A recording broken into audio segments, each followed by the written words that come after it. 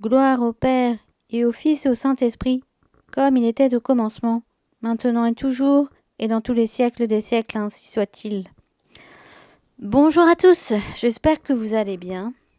Aujourd'hui, je vais aborder la question suivante. Que signifie la destruction du temple pour les Juifs et pour les catholiques ? Ce que je peux vous dire, c'est que la destruction du temple a une signification profonde et complexe pour les Juifs. En effet, il y a eu 2 temples principaux à Jérusalem.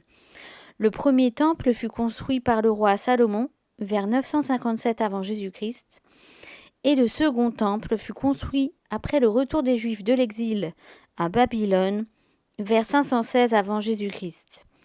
Les 2 temples ont été détruits. Le premier par les Babyloniens en 586 avant Jésus-Christ, et le second temple fut détruit par les Romains en 70 après Jésus-Christ.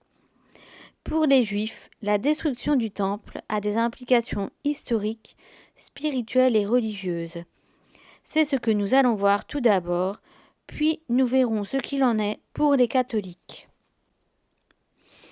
La destruction du temple a différentes significations pour les Juifs. Première signification, c'est la perte d'un centre spirituel et religieux. En effet, le temple de Jérusalem était le lieu central de culte et de connexion avec Dieu pour les Juifs. Le temple abritait l'arche d'alliance et l'autel des sacrifices. Sa destruction a donc entraîné une perte profonde de leur lieu de culte et de leur centre spirituel. Deuxième signification, la destruction du second temple a marqué une période d'exil et de dispersion pour les Juifs, connue sous le nom de diaspora. De nombreux Juifs ont été dispersés à travers le monde et ont dû maintenir leur foi et leur identité culturelle dans des conditions souvent difficiles. Troisième signification, la destruction du temple a conduit les rabbins et les érudits juifs à réfléchir sur le sens de cet événement catastrophique. Cela a contribué à l'évolution du judaïsme rabbinique et à l'accent mis sur l'étude de la Torah, la prière et l'observance des commandements. Quatrième signification, pour certains courants du judaïsme, la destruction du temple est liée à l'attente du Messie, qui viendra restaurer le temple et établir une ère de paix et de rédemption. Cinquième signification, la destruction du temple rappelle la vulnérabilité historique des Juifs et leur expérience de persécution et d'oppression à travers les siècles. Cela a contribué à renforcer leur résilience et leur identité en tant que peuple. Sixième signification, la destruction du temple est commémorée par un jour de jeûne. Ce jour est marqué par des prières, des lectures bibliques et une réflexion sur les tragédies de l'histoire juive. Ainsi, la destruction du temple a laissé une empreinte profonde dans la conscience collective juive. Elle a influencé leur histoire, leur théologie et leur spiritualité, ainsi que leur lien avec la Terre Sainte. Qu'en est-il pour les catholiques ? C'est ce que nous allons voir à présent. Première signification pour les catholiques. La signification de la destruction du temple de Jérusalem diffère pour les catholiques. Pour les catholiques, cet événement historique est généralement interprété à la lumière du contexte biblique et de la théologie chrétienne. Voici quelques points clés de cette interprétation. Les catholiques voient la destruction du temple de Jérusalem comme un événement important de l'Ancien Testament. Les enseignements et les récits bibliques liés à ce contexte sont considérés comme des parties intégrantes de l'histoire de la foi chrétienne. Deuxième signification, la destruction du temple est souvent perçue comme un élément de la transition entre l'Ancien et le Nouveau Testament.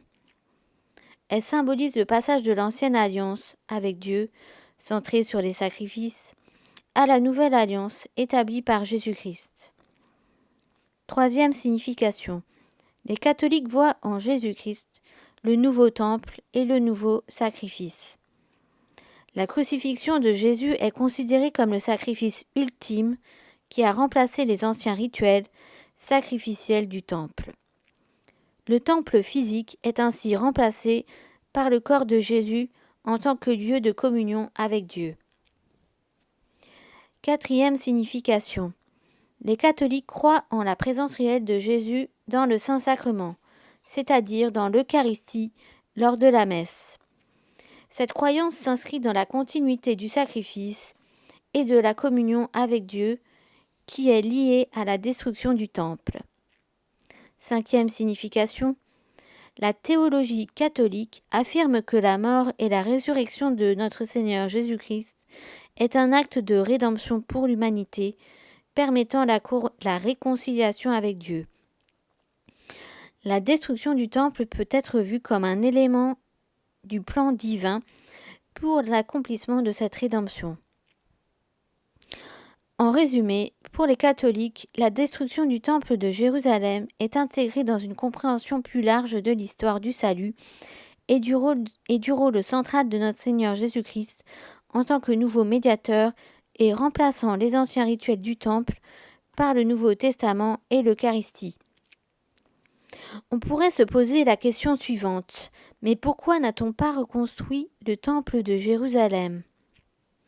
Première raison. Pour les Juifs, la reconstruction du temple est liée à des interprétations théologiques et messianiques. Certains groupes juifs orthodoxes et religieux attendent un Messie qui restaurera le temple.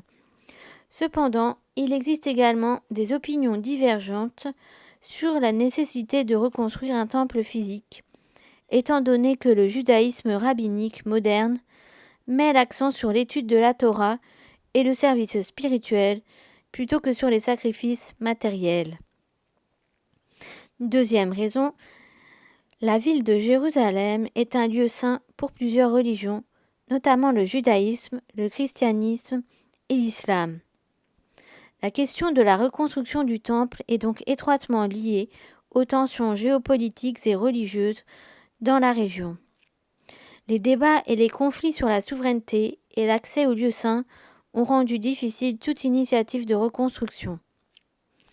Troisième raison, l'esplanade des mosquées à Jérusalem est un site sacré pour les musulmans, abritant la mosquée Al-Aqsa et le dôme du rocher. Toute tentative de reconstruction du temple de Jérusalem pourrait potentiellement provoquer des tensions et des conflits avec la communauté musulmane. Quatrième raison, le judaïsme a évolué au fil des siècles et différentes branches du judaïsme ont des points de vue variés sur la destruction du temple.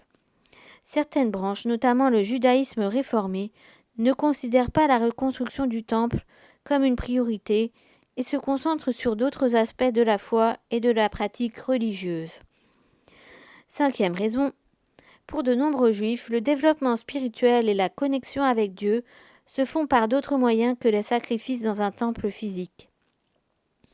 L'accent est mis sur la prière, l'étude de la Torah et la recherche d'une relation personnelle avec Dieu plutôt que sur les rituels sacrificiels. Sixième raison, la construction d'un temple nécessiterait des considérations architecturales, politiques, économiques et logistiques complexes, en plus des questions religieuses. Cela pourrait nécessiter la résolution de problèmes liés à la propriété foncière, à la construction, aux autorisations, etc. Nous voyons ici pourquoi la reconstruction du temple est impossible du point de vue pratique. Voyons à présent ce que nous dit notre Seigneur Jésus-Christ à ce sujet. Effectivement, notre Seigneur a fait des prophéties concernant la destruction du temple. Examinons cela d'après les pères de l'Église. Voici différentes prophéties que notre Seigneur Jésus-Christ a données concernant la destruction du temple. Premier extrait. Comme Jésus sortait du temple, un de ses disciples lui dit « Maître, voyez quelle pierre et quelle construction !» Jésus lui répondit « Tu vois ces grandes constructions ? Il ne sera pas laissé pierre sur pierre qui ne soit renversée. » Dans Marc chapitre 13, versets 1 à 2. Voyons ce que disent les pères de l'Église. Saint Jérôme nous dit « On peut dire encore que le Seigneur prédit à ses disciples la catastrophe des derniers temps de la Judée. c'est-à-dire la destruction du temple et du peuple juif, avec son attachement à la lettre, dont il ne restera point pierre sur pierre. Les témoignages des prophètes sur ceux contre lesquels les Juifs les faisaient retomber, comme sur Esdras, Zorobabel et les Maccabées. Bède le Vénérable nous dit que l'Église de Jésus-Christ, une fois fondée, la Judée devait recevoir le digne châtiment de sa perfidie. Aussi est-ce avec dessein que notre Seigneur, après avoir loué dans cette femme la dévotion, sort du temple, prédit sa ruine prochaine et le mépris réservé à ses constructions, objet de l'admiration générale. Examinons un autre extrait de la Bible. Deuxième extrait, quelques-uns disant que le temple était orné de belles pierres et de riches offrandes. Jésus dit « Des jours viendront où, de tout ce que vous regardez là, il ne restera pas pierre sur pierre qui ne soit renversée. » Dans Luc chapitre 21, versets 5 à 6. Que disent les pères de l'Église à ce sujet ? Eusèbe de Césarée affirme que l'histoire nous atteste quelle était la magnificence des constructions du temple.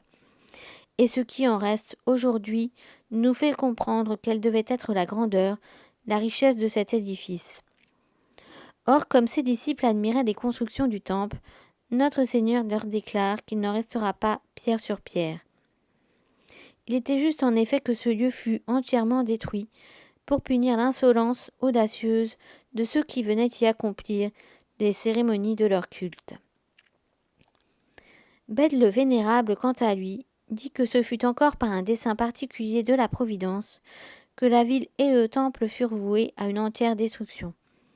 Car il était à craindre que des chrétiens faibles, encore dans la foi, voyant la ville et le temple debout, et considérant avec étonnement les sacrifices qu'on y offrait, ne fussent comme ébranlés par le spectacle de ces rites si différents. Autre extrait, comme Jésus s'en allait au sortir du temple, ses disciples s'approchèrent de lui pour lui en faire remarquer les constructions. Mais prenant la parole, il leur dit « Voyez-vous tous ces bâtiments ?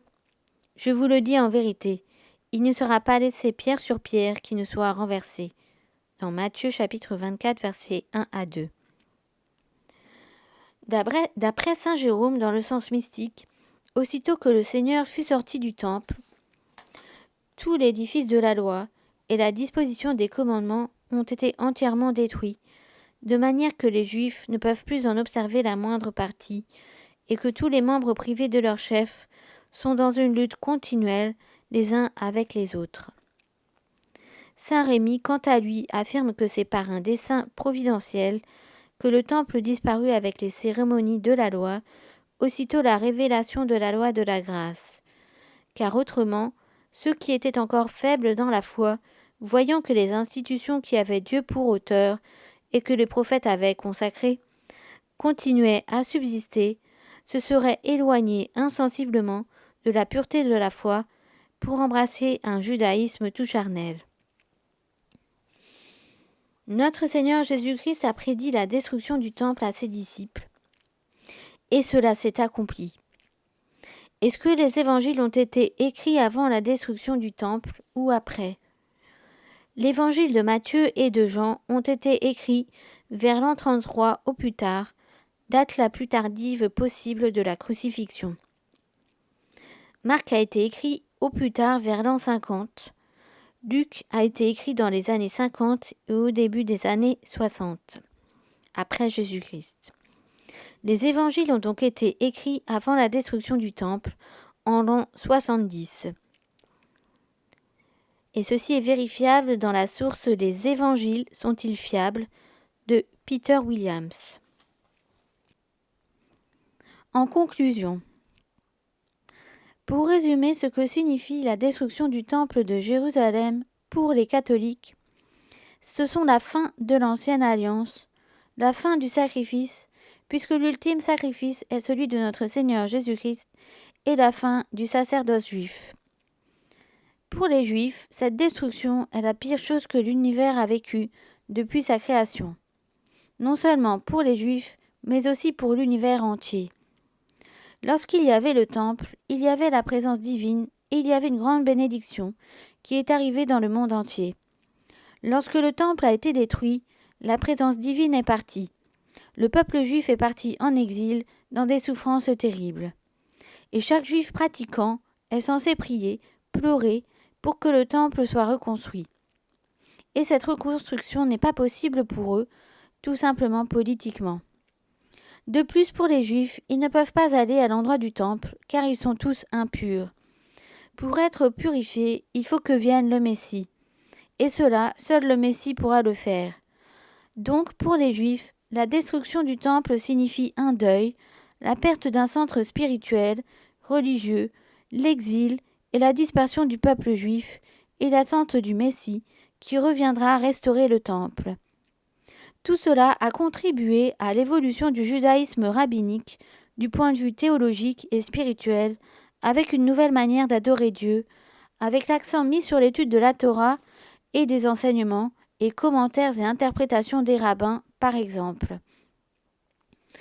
Par ailleurs, notre Seigneur Jésus-Christ avait prédit la destruction du temple, et depuis sa destruction, le temple n'a pu être reconstruit pour différentes raisons et surtout à cause de la volonté divine.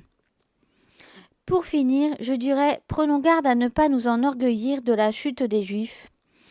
En effet, depuis 1789, avec les droits de l'homme, les nations chrétiennes ont apostasié et ont substitué l'homme à Dieu.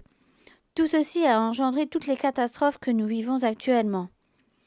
Prions pour la conversion des Juifs et des nations autrefois chrétiennes. Cette vidéo s'achève. N'hésitez pas à aimer la vidéo, à la partager, à laisser un commentaire et à vous abonner à la chaîne pour me soutenir. Merci à vous pour votre écoute.